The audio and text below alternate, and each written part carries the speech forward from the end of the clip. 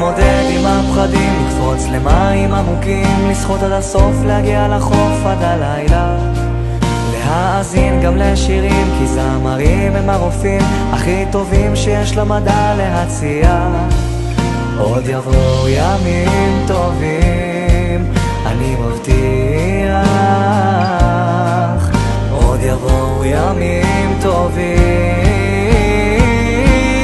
גם בשעות החשוכות של הלילה תמיד יהיה כוכב קטן שיעיר לך את עצמך, את הדרך הביתה. תמיד זה הכי חשוך לפני הזריחה.